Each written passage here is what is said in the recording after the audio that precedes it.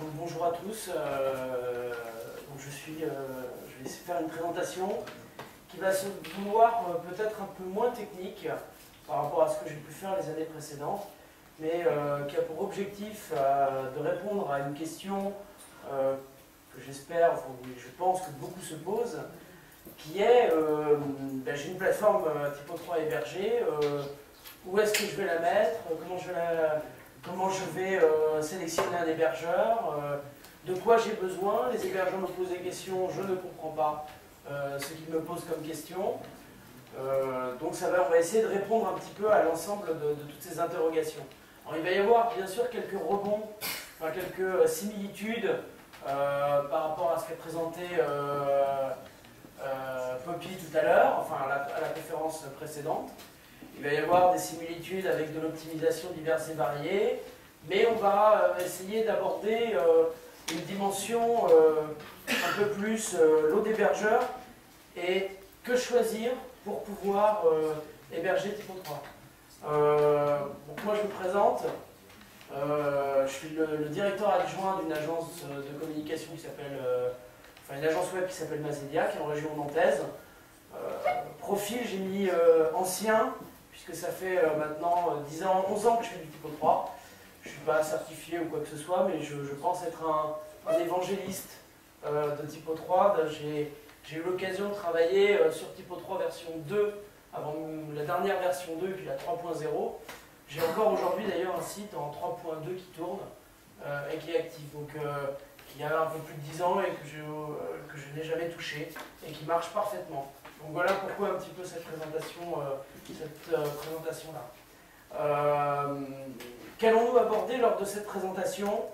Je vais rester sur des choses très simples et j'ai vraiment découpé en trois grands points qui sont avant de pouvoir héberger, il faut connaître son besoin. Alors ensuite, une fois qu'on connaît son besoin, il faut savoir ce qui existe. Et une fois que l'on sait ce qui existe, il faut éviter de tomber dans les pièges que peuvent nous proposer différents prestataires pour faire l'hébergement d'une plateforme Typo 3. Donc tout d'abord, connaître son besoin en termes d'hébergement. Donc là, c'est tout d'abord connaître la cible de son site internet.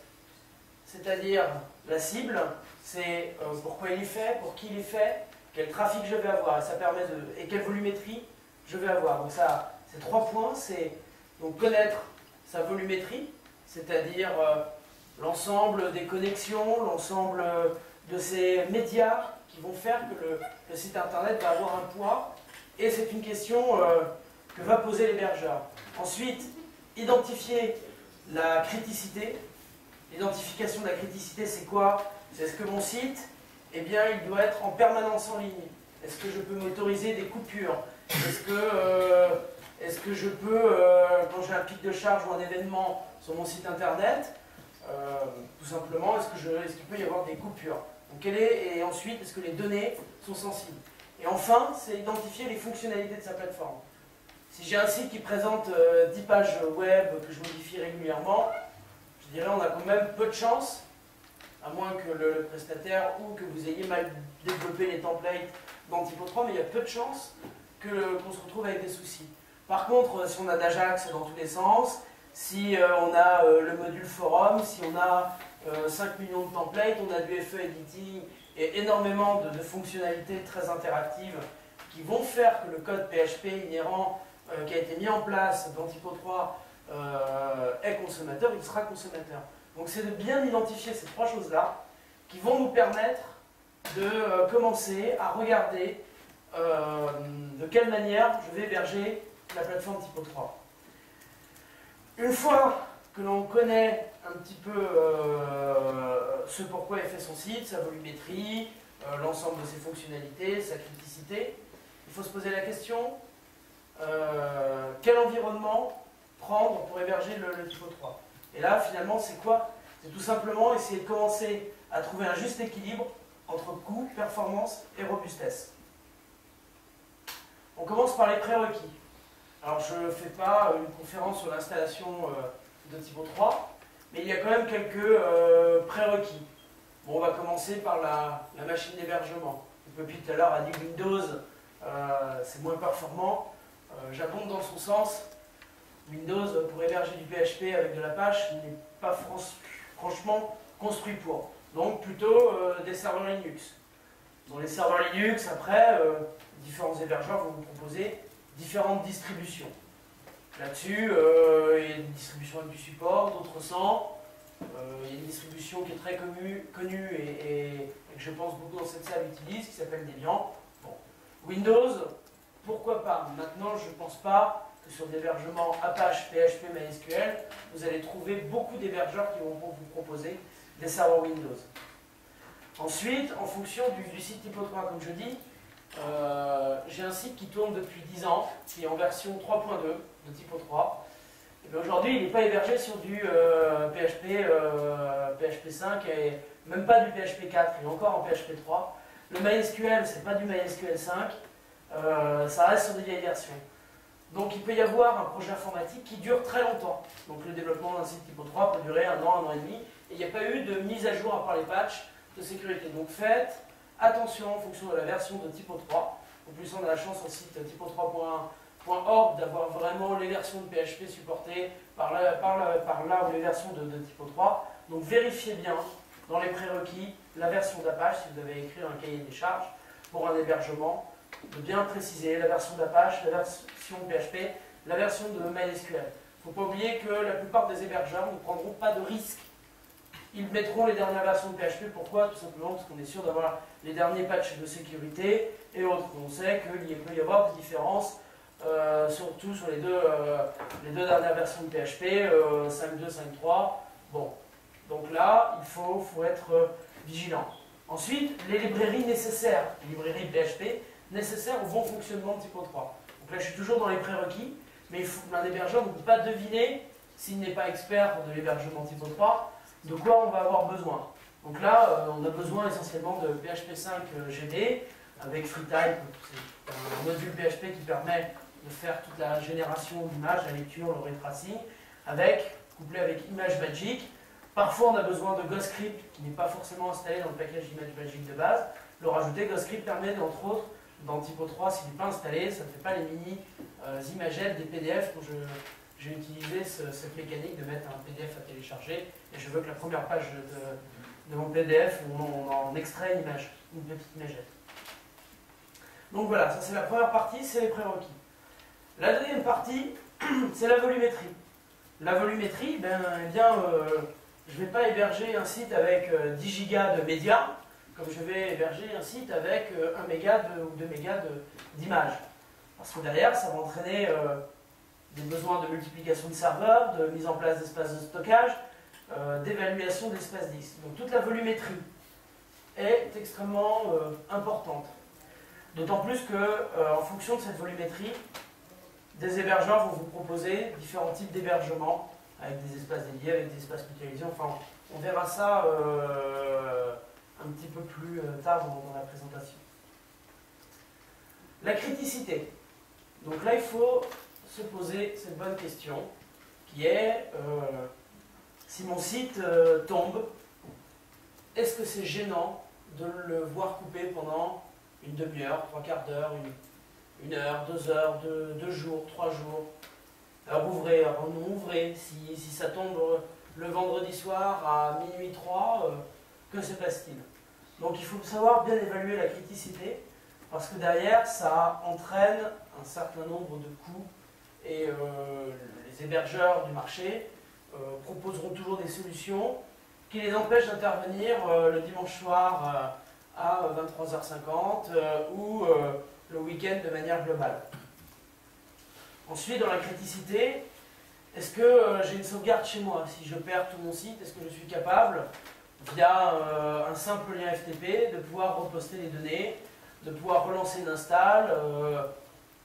Est-ce que l'hébergeur doit, lui, être capable de me récupérer mes données? Et ce, en combien de temps? Donc toute la partie sauvegarde et récupération de données. On parle aussi de criticité. Je suis chez Orange, et puis Orange se fâche avec Completel et coupe un lien de peering. Un lien de peering, c'est des liens entre deux gros opérateurs qui permettent de faire circuler des informations. Donc, est-ce que la criticité de mon site. Si jamais j'ai X% de la planète qui ne peut plus accéder à mon site, mais que les N autres pourcents peuvent y accéder, est-ce que c'est grave? Donc, cette partie de criticité est également très très importante. Ça rejoint un petit peu après toute la partie rebond DNS. Si jamais j'ai mon serveur sur lequel il y a mon adresse IP qui match avec mon domaine tombe, est-ce que je dois avoir 1, 2, 10 rebonds, 15 rebonds dans différents pays, dans différentes salles? Donc ce sont des questions qui sont très importantes pour pouvoir définir l'environnement d'hébergement. Les fonctionnalités. Bien là, la première, c'est l'indexation des moteurs de recherche. Pourquoi? Puisque si on parle de Solaire, ou on parle de Lucene par exemple, ou d'un autre moteur de recherche, MNOGoSearch, eh bien on a besoin d'applications supplémentaires. Lucene, on a besoin d'un Tomcat. MNOGoSearch, on va avoir besoin d'un compilateur C pour pouvoir recompiler le moteur d'indexation en fonction de la machine. Ensuite, on a les développements consommateurs. Donc là, toutes les conférences qui sont là depuis des années parlent énormément du moteur de cache de Typo 3. Malheureusement, force est de constater que ce cache, s'il revient chaque année, c'est que beaucoup de développeurs ne l'utilisent pas forcément bien, ou certaines demandes clients font qu'on soit dans l'obligation de désactiver partiellement ou totalement le cache de Typo 3, ou par méconnaissance de l'outil. On sort un développement, vous êtes simple utilisateur de Typo 3, vous avez testé sur serveur de recettes où il y a une seule personne, vous n'avez pas prévu dans votre marché des tests de mise de performance, puis vous validez le PV de recette. Puis là, vous mettez en ligne et c'est la catastrophe. N'hésitez pas à poser des questions pour connaître bien l'environnement. Est-ce que les développements qui sont faits respectent bien le cache? Ensuite, on a dans toute la partie multisite. Est-ce que l'hébergement est capable, sur un répertoire donné, de faire pointer plusieurs noms de domaine, parce que j'ai plusieurs sites, sur un même espace d'hébergement? Donc ça, c'est des questions bêtes, mais on va dire 90% des hébergements mutualisés aujourd'hui n'offrent la possibilité de faire pointer qu'un seul domaine. Donc il ne faut pas l'oublier et bien le prendre en compte dans sa partie fonctionnalité, qui sont intrinsèquement liées à l'hébergement qu'on devra mettre en face l'application. Ensuite, on peut avoir les plus d'optimisation. Donc là, on en a parlé, je répète ce que beaucoup de gens disent, c'est l'utilisation de Memcache, de Xcache. Je sais que j'ai un gros site qui va consommer des ressources parce que j'ai beaucoup de fonctionnalités. Je demande à mon hébergeur tout de suite, dans mon appel d'offres ou dans mon cahier des charges, à un moment donné, ou dans mes critères de sélection d'un hébergeur, je regarde s'ils savent me mettre ça en place pour pouvoir avancer et faire en sorte que mon site tourne bien. Puis ensuite, les serveurs de cache, Apache, Squid, Varnish et bien d'autres dans les boîtiers privés.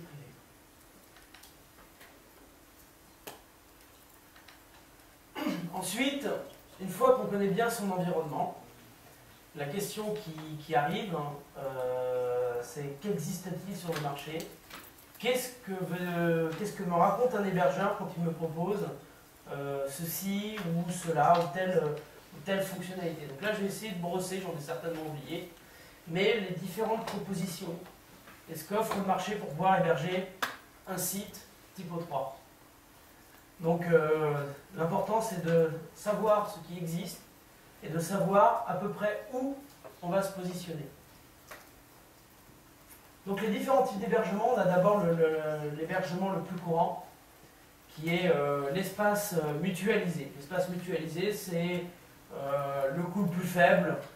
J'ai un espace FTP, je fais pointer un nom de domaine dessus. Bon, les moins, c'est que j'ai peu de liberté.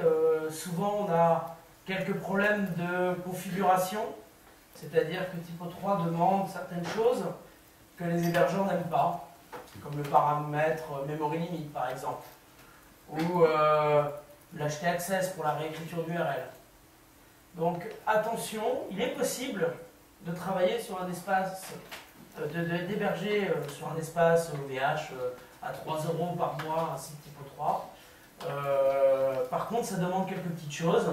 Ça demande de faire un HT-Access avec ce qu'on appelle des PHP flags, qui permettent de spécifier quelques paramètres très particuliers et intrinsèques à la configuration typo 3, qui permettent de mettre de la réécriture d'URL. Donc les espaces mutualisés pour typo 3, tous ne marchent pas, il y a quand même beaucoup de choses. Oui. Le quid de Magic sur un hébergement. D'image Magic? Ouais. Si j'ai un site qui ne génère pas d'image, pas besoin. Sur du mutualisé. Sur du mutualisé, par défaut, il n'y aura pas chez les principaux. C'est pour ça que je dis, enfin, qu'on le trouve de plus en plus quand même.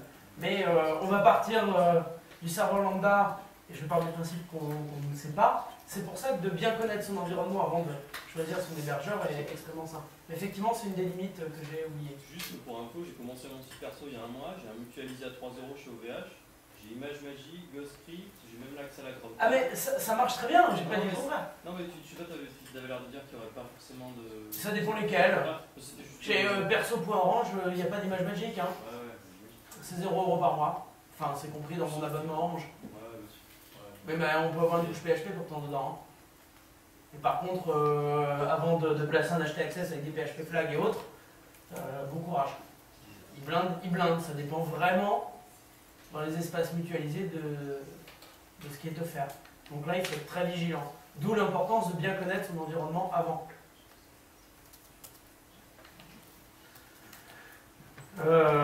Donc un espace mutualisé peut effectivement très bien marcher si il répond à l'ensemble des prérequis minimum dont tu as besoin typo 3 pour fonctionner. Donc ça peut être très bien pour faire effectivement un développement, pour héberger un petit site typo 3 avec 5-6 pages, sans beaucoup de fonctionnalités, et puis avec un trafic faible. Attention, les espaces mutualisés annoncent toujours des gros trafics, donc ça permet d'attirer marketingement l'utilisateur, mais souvent ce qui se passe, c'est effectivement on a une bande passante qui est très grosse, 100 mégabits. Par contre, c'est limité en termes de trafic, c'est-à-dire de quantité de données qui vont passer. Et une fois qu'on atteint cette quantité de données, l'hébergeur généralement réduit le tuyau. Donc il faut aussi être vigilant sur cette partie. Donc je rappelle quand même, l'espace mutualisé, c'est surtout, essentiellement, dans les bus, c'est le coût faible. Par contre, derrière, quand on dit coût faible, ça veut dire peu de liberté, et des choses extrêmement packagées et complètement limitées de la part des hébergeurs. Ensuite, on a les espaces mutualisés spécialisés. Alors là, ce sont des gens, des hébergeurs qui ont réfléchi, qui se sont dit, nous, on va pouvoir faire de l'espace mutualisé spécialisé pour le CMS. Alors, il y en a un sous typo 3, je ne vais pas les citer, il y en a pour les autres CMS, il y en a pour différentes solutions. Ça peut être une solution alternative plutôt correcte, puisque généralement, les gens qui mettent ce genre de plateforme en place, dans la plupart des cas, ils savent de quoi ils parlent. Enfin, du moins, il faut espérer. Mais en tout cas, ça peut être extrêmement intéressant. Donc les plus, c'est vraiment un coût faible. C'est d'avoir une plateforme mutualisée qui est optimisée pour typo 3. Les moins, c'est qu'il y a peu d'hébergeurs qui le proposent, quoique c'est en train de changer. Et finalement, pour un espace mutualisé, même si ça reste dans un coût faible, c'est un coût élevé pour un espace mutualisé. Il y a du travail, il y a des gens qui font de la recherche, du développement pour pouvoir optimiser des espaces mutualisés pour typo 3. Donc forcément, c'est un peu plus élevé qu'un espace standard d'hébergement. Les espaces mutualisés sont vraiment parfaits pour héberger un petit site typo 3, où on veut s'assurer qu'il y ait une infogérance, qu'il y ait une architecture robuste qui tourne toute seule. Par contre, il ne faut pas en demander de cette architecture. On reste sur des espaces qui sont vraiment partagés avec plusieurs sites internet.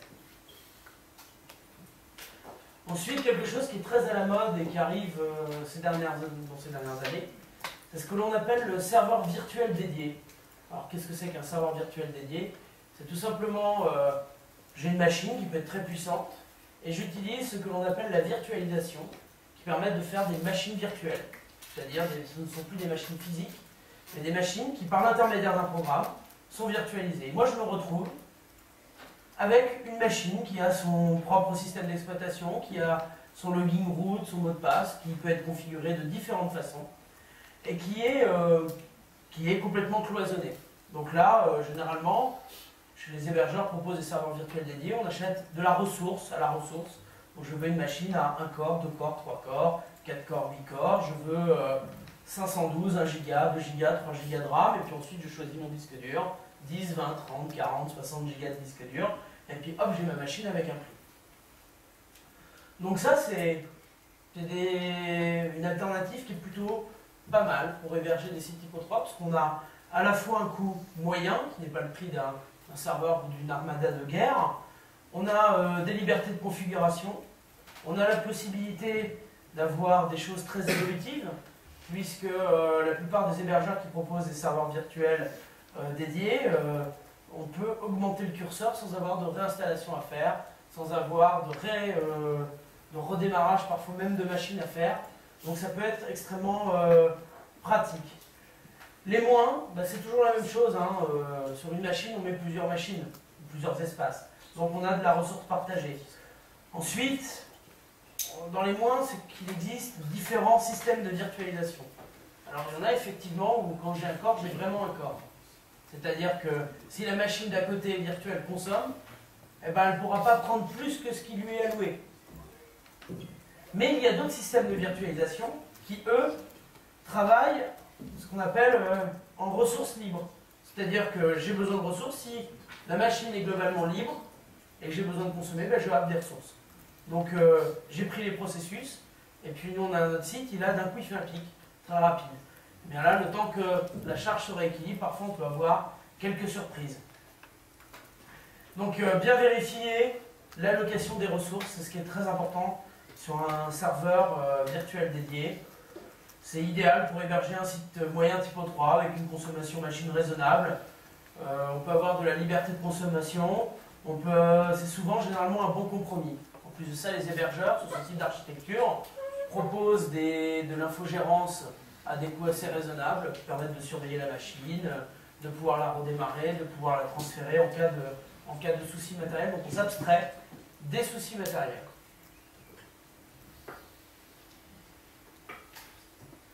Ensuite, on a le serveur dédié. Donc là, c'est une des choses les plus classiques. Les plus, ça reste toujours la liberté de configuration. J'ai une ressource dédiée, c'est-à-dire que j'achète une machine avec 2 pros, X giga de RAM et X giga de disque dur. J'ai bien cette machine, elle est que pour moi. Les moins, c'est attention aux différents niveaux de responsabilité, et puis on restera toujours limité à la machine physique. C'est-à-dire qu'à un moment donné, si mon site a besoin de beaucoup de ressources, sollicite beaucoup l'Apache, on sera limité à ce que l'on a physiquement. Donc pour moi, ça c'est une des configurations qui est idéale pour héberger un site Typo 3 qui consomme avec des tâches cron qui tournent, avec un ensemble de choses qui sont là. Par contre, les coûts sont généralement beaucoup plus élevés. Et surtout, les coûts sont proportionnels au niveau d'infogérance souhaité. Plus je veux de l'infogérance sur cette machine, c'est-à-dire de la supervision aussi bien au niveau matériel qu'au niveau des applications d'infrastructure, voire même au niveau même de l'application Typo 3. On est capable de mettre une page cachée et de faire des tests réguliers pour savoir si le site répond.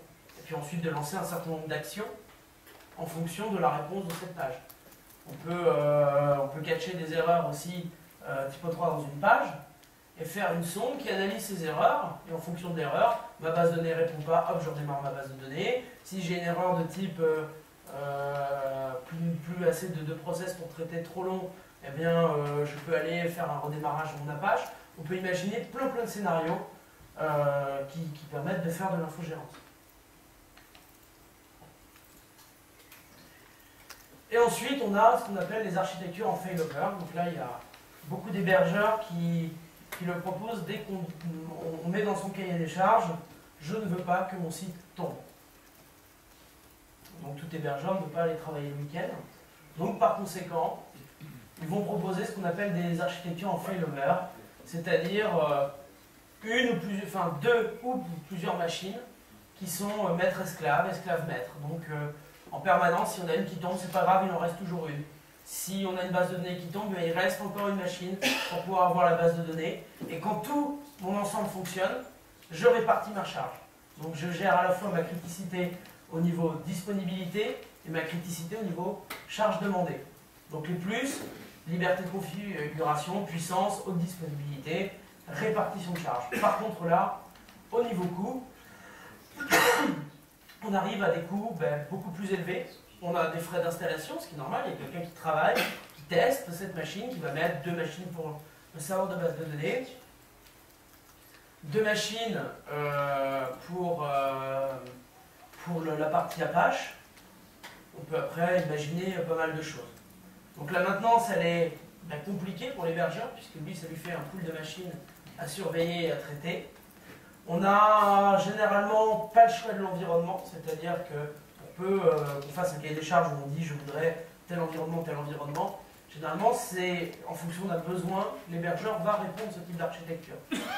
Et puis, attention à la méthodologie qui peut être mise en œuvre. Il existe un peu de tout, du boîtier qui fait lui-même, qui teste et qui répartit la charge sur 2 machines, jusqu'à des solutions plus open source, où on peut utiliser du contrôle mutuel de machines, où on peut utiliser du MySQL en maître-esclave, on peut utiliser du Apache Load Balancer, on peut utiliser plein de solutions. Donc là, il faut faire attention. Je dirais que cette partie-là, elle est idéale pour héberger un site type 3 avec un grand niveau de criticité et où beaucoup de trafic. Et enfin, on a quelque chose qui commence à arriver, qui est à la mode, qui s'appelle les clouds. Alors les clouds, c'est quoi? C'est des nuages de machines sur lesquels on met une architecture généralement virtualisée et qui permet d'assurer un certain nombre de choses. Entre autres, si dans le cloud il y a une machine qui tombe, eh bien c'est pas grave. Si j'ai un lien qui tombe, eh bien c'est pas grave. Donc là, je peux acheter tout simplement dans un nuage de machines